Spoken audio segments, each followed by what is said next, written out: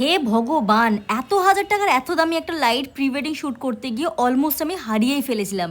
কিন্তু লাস্ট পর্যন্ত অনেকক্ষণ বাদে গিয়ে আবার যে খুঁজে পেয়েছি এবং সেই যে একটা গল্প, সে যে কী দিন গেছে সেটা আমি তোমাদেরকে এই ভিডিওতে বলবো। কিন্তু তার আগে তোমাদেরকে অ্যাজ ইউজুয়াল আমি আমার ভিডিও একটুখানি দেখিয়ে দেবো এই কাজের রেজাল্ট। मेरी खता है कि तुझे पता नहीं। এই কাজের গল্পটা একটু শুরুর থেকে শুরু করি। দেখতেই পাচ্ছ যে এখন অলমোস্ট সন্ধেবেলা হয়ে গেছে, কিন্তু এই যে ব্রাইড আর গ্রুমকে দেখতে পাচ্ছ, এদেরকে আমরা সময় দিয়েছিলাম 3টে বিকেল, আর তারা আস্তে আস্তে বাজিয়ে দিয়েছিল প্রায় 6:30। কারণ একটাই, কারণ এরা কেউই দুজনে এখানকার নয়, মানে কলকাতার বাসিন্দা কেউই নয়, এরা দুজনে অবাঙালি এবং থাকে অনেকটা দূরে। কিন্তু ওরা পশ্চিমবাংলার বাইরে থাকলেও আমাদের সাথে কাজ করার জন্য ওরা কিন্তু এসেছিল কলকাতা, এবং কলকাতার কিছু কিছু লোকেশনসে ওরা শ্যুট করবে এটাই আমাদেরকে জানিয়েছিল। সেই অনুযায়ী আমাদের কিছু ডিসকাশন হয় এবং তারপরে আমরা কিছু কিছু জায়গা ঠিক করি যেখানে গিয়ে শ্যুট করবো বলে। কিন্তু সব কিছু তো আর প্ল্যান অনুযায়ী হয় না, তাই এটাও হয়নি।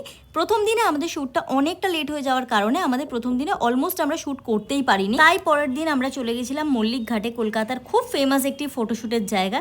আর সেটা ওরাও দেখেছে ভিডিওতে, ফটোতে অনেকবার, এবং ওদেরও কিন্তু রিকোয়েস্ট ছিল যে ওরা এই জায়গাটাতে গিয়ে শ্যুট করতে চায়, এবং সেখানে আমরা ওদের যথারীতি ওদের রিকোয়ারমেন্ট অনুযায়ী আমরা শ্যুট করি এবং ওদের ভীষণ পছন্দ হয়েছে। শুধু ওদের বলবো না, আমাদেরও কিন্তু ভীষণ ভালো লেগেছিল। তোমাদেরকে কয়েকটা ছবি দেখিয়ে দিই তার আগে। তোমরা আমাকে আমার পেজে প্রচুর ভালোবাসা দাও এই রকম ভিডিওগুলোতে, কিন্তু আমার আওয়ার মোমেন্টস কলকাতা পেজটাকে কিন্তু তোমরা অনেকেই এখনো ফলো করোনি, আমি জানি সেটা। তারা প্লিজ একটু করে দিও, তাহলে আমার জন্য খুব ভালো হয়, আর তোমরাও কিন্তু অনেক সুন্দর সুন্দর কন্টেন্ট দেখতে পাবে। এবার চলে আসি ওই গল্পটায়, যে আমার লাইটটা কিভাবে হারিয়েছিল। এই মল্লিকঘাট থেকে শ্যুট করে আমরা গেছিলাম পার্ক স্ট্রিটের দিকে, কারণ ওদের নেক্সট শ্যুটটা আমরা প্ল্যান করেছিলাম পার্ক স্ট্রিট। পার্ক স্ট্রিটে গিয়ে চেঞ্জ করার পর ওদের যথারীতি শ্যুট শুরু হয়। কিন্তু পার্ক স্ট্রিট এমন একটা জায়গা যে ওখানে এক জায়গাতে বেশিক্ষণ দাঁড়িয়ে দাঁড়িয়ে শ্যুট করা যায় না। এবার পার্ক স্ট্রিটের রাস্তায় শ্যুট করতে করতে আমরা বিভিন্ন জায়গাতে যাচ্ছি, আর সেখানে কিন্তু আমি লাইটটাকে নিয়েই যাচ্ছিলাম, কিন্তু বারবার শটের মাঝখানে সেই লাইটটাকে আমাদেরকে রাখতে হচ্ছিল, কারণ আমার হাতে ক্যামেরা আছে, লাইট আছে, পিঠে ব্যাগ আছে, তো একসাথে আমাদের অনেক জিনিস থাকে একটা শ্যুট করার সময়।